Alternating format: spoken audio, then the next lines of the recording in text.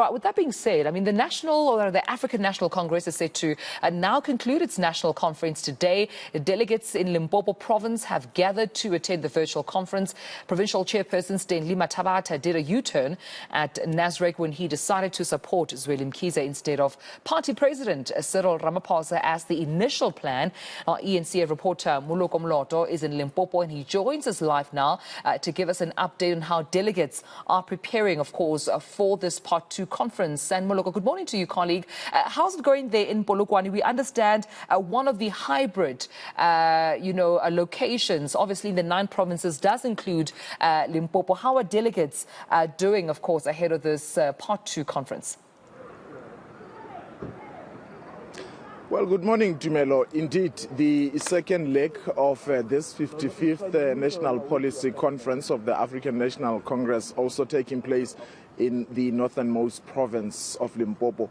The venue of the conference is Bolivia Lodge, and as you can see behind me, security seems to be very tight. I mean, possibly you can see this one police nyala. At the intersections leading towards this particular area, there are also police officers there who are manning those intersections, also with the local traffic officials, and they really are leaving nothing to chance here. But let's speak to Jimmy Machaga. He's the spokesperson for the ANC's Provincial Executive Committee. Jimmy, thank you so much for your time. Maybe let's start with the security. So much tight security. Are you guys anticipating anything untoward here? No, we're not anticipating anything untoward. Security is our normal processes in the organization, so that to ensure that whoever that comes to the conference venue are eligible delegates that participated in the first leg of the national conference. So there's nothing untoward towards the manpower in terms of security. Those are our normal processes that we always invoke as an organization from time to time. And let's talk about these delegates. How many, if you can just refresh our memories, how many delegates are you expecting? But also we know sometimes people would, once they have elected, they tend to leave the conference, and particularly those who might have lost would not participate in subsequent engagements. Did you find that there's an interest this time around, given the fact that it's happening days after the initial 5-day meeting? Look, the delegation of the ANC Limpopo that attended the national conference, the first leg in particular, were almost above 500. And we're expecting the same delegation here towards the second phase of conference. So whether the election of leadership would have meant that people lose interest, we do not anticipate that as a province.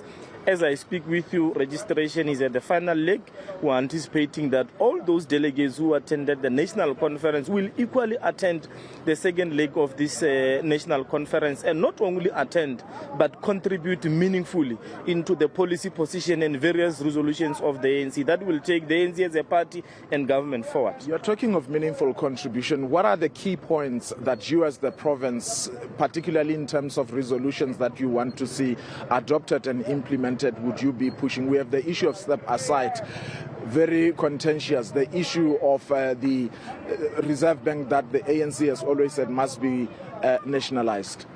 Look, some of the key resolutions that we anticipate that will come out of this second phase of the national conference is, amongst other things, that while we accept and welcome the mixed energy economy that will respond to challenge of load shedding, however, we are opposed to a total shutdown of coal mines, because those particular mines are positively contributing towards the economic development, towards the employment rate in our province and in some other parts of other provinces in South Africa. But we are anticipating a very bold statement at this conference on time frame and practical steps on how to end load shedding. We are expecting very practical steps on how to reduce the high level of unemployment rate in South Africa. On the step aside, do you support that it be scrapped totally? Our Provincial General Council has resolved that we should sustain the step aside. Instead, we should call it for it to be reviewed so that its implementation is consistent and does not give any room for manipulation. Let's then talk about one of you, in your policy documents, you acknowledged a resolution of the 2017 National Conference, wherein you acknowledge the squabbles, internal squabbles within the ANC, and the declining fortunes in terms of electoral support and all that. How are you going to ensure that you kept all this, considering the fact that you are now going for the 2024 elections? Look, one of challenges that has been identified correctly so by the African National Congress is that we are declining in terms of electoral fortunes because, one, to a particular extent, we have not been able to honor our promises. Secondly, corruption has always been one of the critical factors that has a potential to reverse the economic and democratic gains. And as an organization, we anticipate that going forward, leaders that we deploy in areas of responsibility must have capacity, must have experience, must have skills. And those that are found or accused of any other wrongdoings must not find a room to be given deployment or positions of responsibility for the purpose of public trust. Why do you think these people in the first place were even allowed to occupy positions of responsibility, especially considering the fact that you as the governing party have always been aware of corruption in the system? At that time, the ANC did not have a clear principle on how do we deal with issues such as that. But now we are having a step-aside policy which gives a clear directive on what happens to leaders that are accused of malfeasance, particularly those that are charged and are attending to various South African courts. We saw in just on the eve or on the at the 11th hour of the conference there, some leaders from this province, the chairperson as well as the provincial deputy chairperson, indicating that they supported somebody else, defying the branches or the mandate given by the branches in this province. How are you going to be approaching that? Is it a matter that's water under the bridge now? Look, from the perspective of the Provincial Executive Committee, what would have happened in terms of preference is a water under the bridge. We have passed that stage and we are now in the stage wherein we are dealing with resolution and policy positions.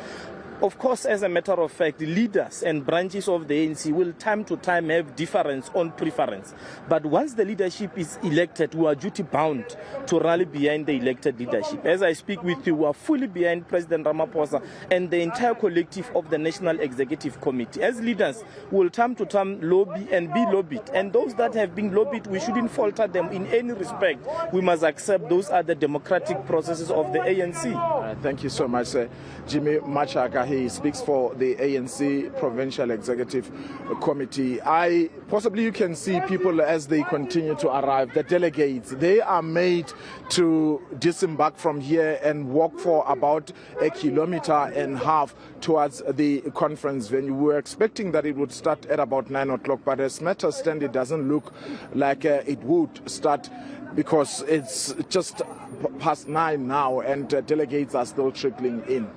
Definitely seeing that police presence there as well. Moloko Moloto deviating, of course, traffic so that the free flow of those delegates into the venue may commence. We'll be sure to catch up with you as soon as there are other developments, if any, colleague. But thank you so much for this, eNCA reporter Moloko Moloto.